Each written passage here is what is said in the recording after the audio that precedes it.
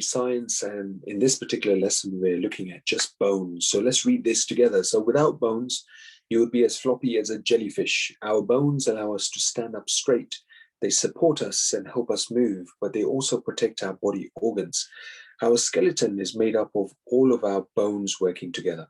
If you have ever seen a real skeleton in a science class or museum, you might think that bones are dry and dead feeling, but that is not the case.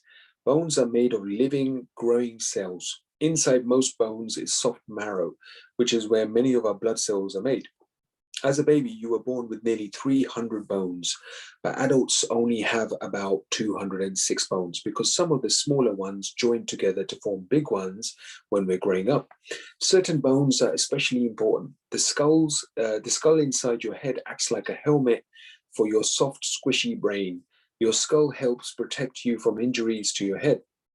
Your spine or backbone lets you stand up tall and straight. Your spine also protects the spinal column with all of its nerves inside. Your ribs make a cage to protect your vital organs like the heart, lungs, and liver.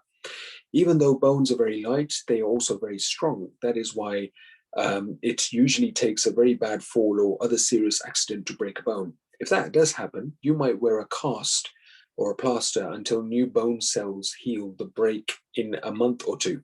To protect your bones, wear a helmet. Whenever you ride your bike or skateboard, knee pads, wrist guards, and other safety gear for sports are a good idea too. Strong bones need the mineral calcium, so drink lots of milk and eat dairy products. Bones also need active exercise, so go out, run, jump, and dance for healthy, strong bones. And good luck with the rest of this exercise. We'll go into much more detail in our next class. Thank you.